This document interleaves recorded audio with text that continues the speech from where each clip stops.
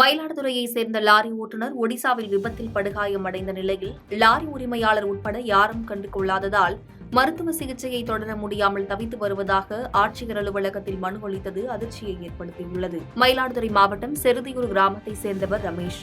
ஓட்டுநராக பணிபுரிந்து வரும் இவருக்கு திருமணமாகி 4 குழந்தைகள் உள்ளனர்.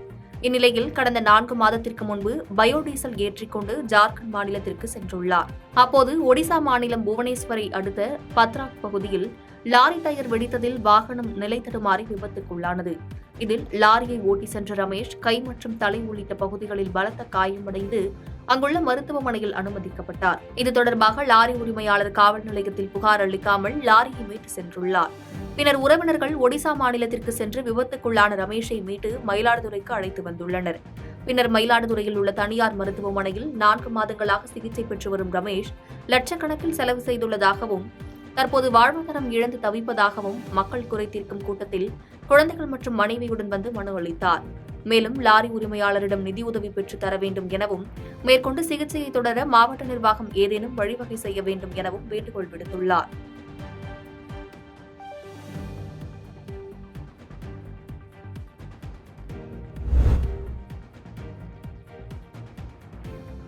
புதுக்கோட்டை மாவட்டத்திற்கு புதிதாக பொறுப்பேற்ற மாவட்ட ஆட்சியர் அருணா மாற்றுத்திறனாளிகளுக்கு நலத்திட்ட உதவிகளை வழங்கினார்.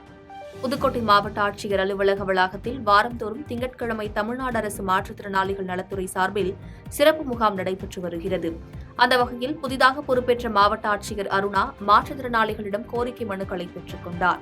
மேலும் மாற்றுத்திறனாளிகள் நலத்துறை சார்பில் வழங்கப்பட்ட 3 சக்கர வாகனம், தையல் இயந்திரம் மற்றும் செல்போன் உள்ளிட்ட நலத்திட்ட உதவிகளை வழங்கினார். இந்த நிகழ்வில் மாவட்ட வருவாய் அலுவலர் ரம்யா தேவி மற்றும் மாவட்ட மாற்றுத்திறனாளி நல அலுவலர் உலகநாதன் உள்ளிட்டோர் உடன் இருந்தனர்.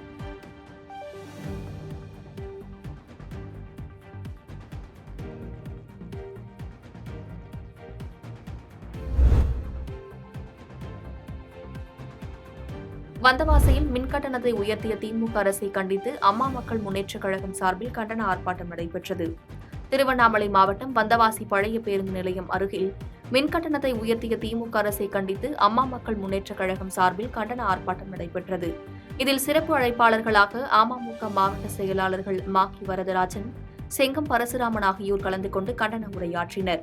இந்த ஆர்ப்பாட்டத்தில் அத்தியாவசிய பொருட்களின் விண்ணை முட்டும் விலைவாசி உயர்வை கட்டுப்படுத்த வேண்டும் எனவும், மின் உற்பத்தியை பெருக்கிடு, அரசு துறைகளின் ஊழலை ஒழித்திடு, மின்கட்டண உயர்வால் தொழிற்சாலைகள் மூடப்படும் அபாயத்தை தடுத்திடு உள்ளிட்ட முழக்கங்கள் எழுப்பப்பட்டன. இந்த ஆர்ப்பாட்டத்தில் 100க்கும் மேற்பட்டோர் கலந்து கொண்டனர்.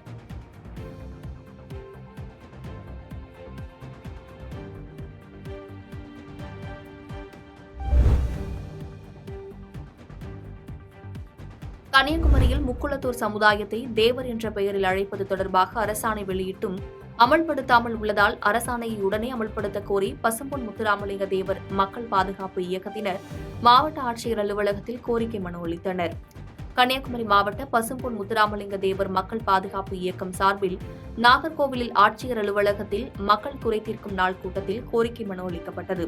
அதில் தமிழ்நாட்டில் கள்ளர், மறவர், அகமுடையோர் இணைந்த முக்குளத்தூர் சமுதாயத்தை சேர்ந்தவர்கள் தேவர் என்ற பெயரில் அழைப்பது தொடர்பாக கடந்த 1995ஆம் ஆண்டு தமிழ்நாடு பிற்படுத்தப்பட்டோர் மற்றும் மிகவும் பிற்படுத்தப்பட்டோர் ஆணையத்தால் அரசாணை வழங்கியும் தமிழக அரசு இதுவரை அமல்படுத்தவில்லை எனவும், தமிழகத்தில் மக்கள் தொகையில் 23% பேர் தேவர் சமுதாயத்தினர் உள்ள நிலையில் கல்வி மற்றும் பொருளாதார ரீதியாக மக்கள் பின்தங்கியுள்ளனர்.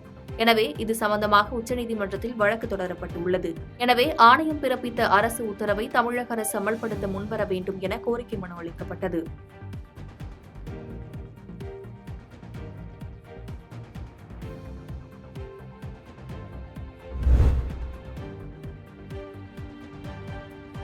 விழுப்புரம் மாவட்டத்தில் பிரதான் மந்திரி மீன்வள மேம்பாட்டு திட்டத்தின் கீழ் மீன் வியாபாரம் மேற்கொள்வதற்கான குளிர்காப்பு பெட்டி பொருத்தப்பட்ட 2 சக்கர வாகனத்தினை மாவட்ட ஆட்சியர் பயனாளிகளுக்கு வழங்கினார். விழுப்புரம் மாவட்ட ஆட்சியர் அலுவலக வளாகத்தில் மீன்வளம் மற்றும் மீனவர் நலத்துறை சார்பில் மத்திய, மாநில மற்றும் பயனாளிகளின் பங்களிப்புடன் கூடிய பிரதான் மந்திரி மீன்வள மேம்பாட்டு திட்டத்தின் கீழ் மீன் வியாபாரம் மேற்கொள்வதற்கான குளிர்காப்பு பெட்டி பொருத்தப்பட்ட 2 சக்கர வாகனத்தினை பயனாளிகளுக்கு மாவட்ட ஆட்சியர் பழனி வழங்கினார். இதனைத் தொடர்ந்து பேசிய மாவட்ட ஆட்சியர், இத்திட்டத்தின் கீழ் பொதுப் பிரிவினருக்கு 40% அரசு மானியத் தொகை ரூபாய் 30,000 வீதம் 3 பயனாளிகளுக்கு ரூபாய் 90,000 மதிப்பீட்டிலும், மீனவ மகளிருக்கு 60% மானியத் தொகை ரூபாய் 45,000 வீதம் 3 பயனாளிகளுக்கு ரூபாய் 1,35,000 மதிப்பீட்டில் குளிர்காப்பு பெட்டி பொருத்தப்பட்ட இருசக்கர வாகனங்கள் வழங்கப்பட்டதாக கூறினார்.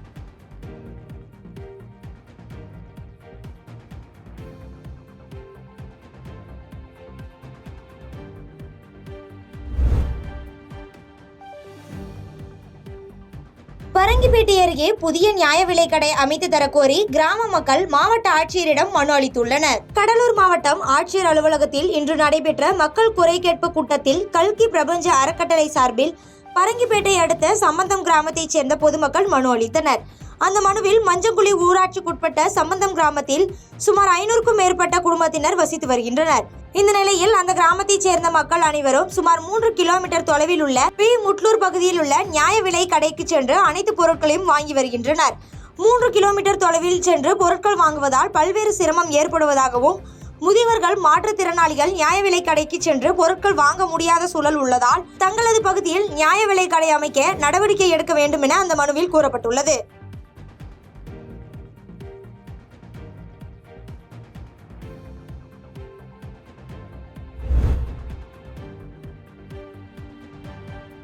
ஆதியூர் அருகே குப்பைகளை அகற்ற பலமுறை புகார் அளித்தும் நடவடிக்கை எடுக்காததால் வீட்டில் சேகரித்த குப்பைகளை ஊராட்சி மன்ற அலுவலகத்தில் வைத்த இளைஞரால் பரபரப்பு ஏற்பட்டுள்ளது. திருப்பத்தூர் மாவட்டம் ஆதியூர் ஊராட்சி ஆதிசக்தி நகரில் சுமார் 150க்கும் மேற்பட்ட குடும்பங்கள் வசித்து வருகின்றன.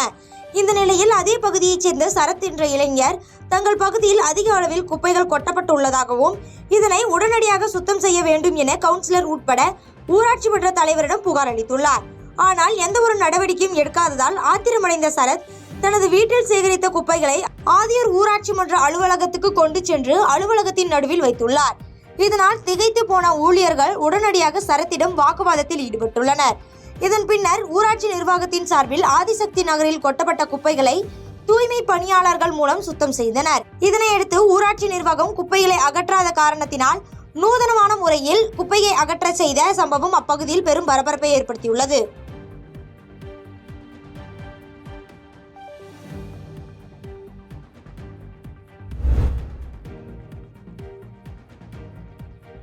முத்துப்பேட்டை பகுதியைச் சேர்ந்த 543 மீனவர்களுக்கு மீன்பிடி தடைகால நிவாரணம் வழங்காததை கண்டித்து 500க்கும் மேற்பட்டோர் சாலை மறியலில் ஈடுபட்டனர். திருவாரூர் மாவட்டம் முத்துப்பேட்டை பகுதியை ஒட்டிய சுற்றுவட்டார 10க்கும் மேற்பட்ட கிராமங்களில் சுமார் 5000 மீனவர்கள் கடலுக்கு மீன்பிடிக்க சென்று வருகின்றனர்.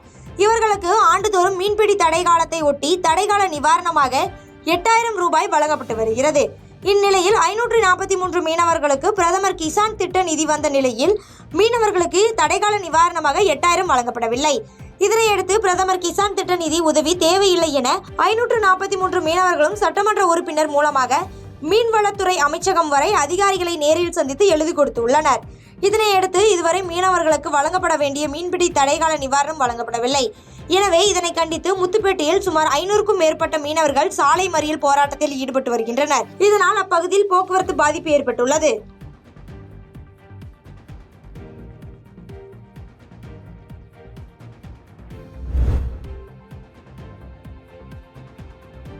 கோபால்பட்டி அருகே மலை உச்சியில் ஆண்கள் மட்டும் வழிபடும் கருப்புசாமி கோயில் கிடாவெட்டு திருவிழா நடைபெற்றது. திண்டுக்கல் மாவட்டம் கோபால்பட்டி அருகே கடுக்காப்பட்டி தென்மலையில் அமைந்துள்ள கருப்பசுவாமி கோவில் ஆடி திருவிழாவில் கிடாவெட்டி கொண்டாடப்படுவது வழக்கம். அந்த வகையில் மலை உச்சியில் அமைந்துள்ள கருப்பசுவாமிக்கு சிறப்பு பூஜைகள் செய்யப்பட்டது. இதன் பின்னர் அதிகாலை வேளையில் பக்தர்கள் தங்களது நேர்த்திக்கடனை செலுத்த 20க்கும் மேற்பட்ட கிடாய்கள் 50க்கும் மேற்பட்ட கோழிகளை நேர்த்திக்கடனாக பலியிட்ட பின்னர் கறிவிருந்து நடைபெற்றது. இந்த விருந்தில் கடுக்காப்பட்டி, கோம்பைப்பட்டி, சரளப்பட்டி, தென்மலை உள்ளிட்ட பகுதிகளில் இருந்து 200க்கும் மேற்பட்ட பக்தர்கள் கலந்து கொண்டனர்.